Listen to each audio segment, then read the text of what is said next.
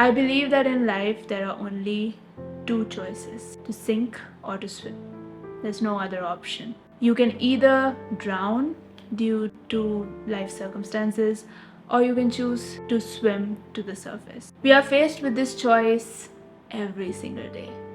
We are faced with this choice at certain turning points in our life where we need to decide whether to go left or right, to sink or to swim. This is a tribute to the life of my brother Jethro, my partner in crime, my telepathy twin, my little baby brother. So, just looking back at my brother's life, his life was definitely hard. He was differently abled, 100% disabled. For the 19 years of his life, he couldn't do the things that we all take for granted. He couldn't hug the people that he loved. He couldn't swim in the water that he so enjoyed. He couldn't get up and walk out of the room. He couldn't pick up the phone if it rang. He couldn't call out in pain. He couldn't even go to the restroom on his own. He couldn't do anything physically. But when you met him or when you talked to him, you would notice one thing about him, and that was he always had a smile on his face. Always. In fact, sometimes when he was seriously thinking about something and his expression was serious, I would go up to him and be like, Jethro, smile now. It's very weird when you don't smile. And he would look up to me and give me this big grin or a cute smile, and that would make my day. His smile showed me that he did not let the limitations of his life determine who he was.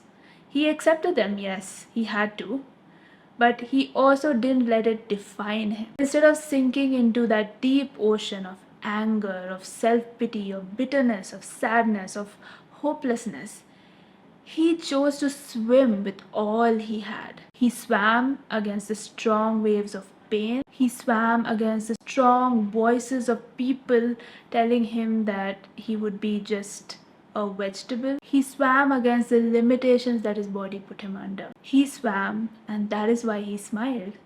That is why he laughed. That is why he lived a life that today I can pay tribute to. He chose to swim, but the question is, are we choosing that today? He chose to reflect on why he was here on this earth. He chose to reflect on what contribution he could still make. He chose, therefore, to live his life fulfilling his purpose because he still had a purpose. Our destiny is so much bigger than what we think it is. It's so big that if we don't stop and reflect and think about why we are here, we get swept away by life and end up living life in the shallows, doing the bare minimum. Getting up every day, going to work, doing the bare minimum at work, coming back home, maybe watching a little bit of television, and going to sleep. Is that a comfortable life? Yes, probably. But is that going to satisfy your soul? I don't think so. Because maybe you might not realize it now. You may realize it 5 years down the line or 10 years down the line. There will come a time in your life where you realize that something is missing, that there is something more. And on that day, you shouldn't look back at the opportunities you have missed. You shouldn't look back at the choices you did not make. You shouldn't look back at the struggles that you gave up on just because life was getting too hard. Jethro did not give up. He made the choice to swim, and swim he did. It can be seen in the life that he lived, in the charitable trust that he ideated, in the poems that he composed, in the thoughts and visionary ideas that he shared with all of us. His life was definitely not struggle-free. Sitting for a long time hurt his back. His hips were getting twisted and getting deformed. He was quite tall, but his body was not able to hold him up, and therefore he was hunched over, and that would have been painful. And this was just physically. Emotionally, there could have been so many thoughts of insecurity, frustration, irritation about his life. But Jethro never dwelt on himself. Instead, he turned his attention outward to the world around him. He wanted to live an abundant life because he knew that his struggles are what made him a unique person. His struggles are what molded him to become the person that he was always meant to be. He didn't want to give up on his destiny just for a few moments of relief or relaxation. Are we ourselves making that choice? Is again a question I want to pose to you. Or are we just tired of life and want to give up in the hope of some comfort that would give us some short term relief? My parents themselves had a choice to make when they came to know that their only son was 100% disabled. They had to take it in their stride that the son was given to them, and they did that. They did not grumble or ask, why me?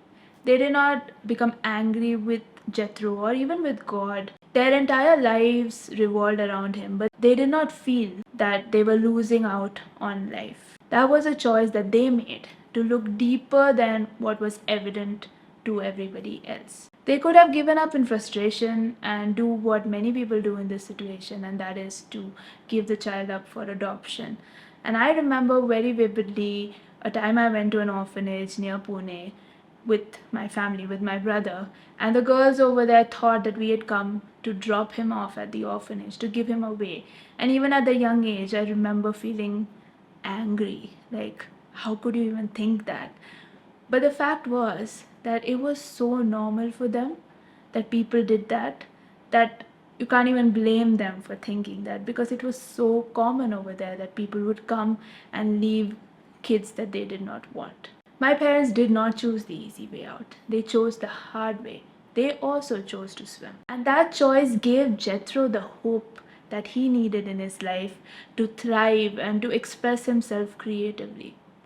If my home was a home of frustration, anger, bitterness, I don't think Jethro would have thrived there. But he did. My brother was my best friend. He knew me inside out. He knew my dreams, my fears, my secrets. He knew what made me laugh and what made me cry. Jethro and I shared a love for very similar things over the years. Our love for God, our love for music, our love for Shah Rukh Khan movies, our love for the rains, our love for long drives, our love for fast cars, our love for adventure. Our time together was spent talking about what we would do in life, the adventures we would go on, and the dreams that we would fulfill. That was a choice that I made, and that was a choice that he made as well. The choice to not see his physical limitations as a limitation to the love that we shared. The choice to be friends for each other and be there for each other no matter what. We did not sink. We swam. And what an amazing 19-year journey that was. His life shaped my life in so many ways that it's impossible to write down each and everything. But the biggest lesson that he taught me was he taught me how to swim. Despite circumstances, despite situations, despite people, despite society, he taught me to swim, because sinking is just too easy. And that's not what life is meant to be. So once again, I leave you with the question, sink or swim? What do you choose today?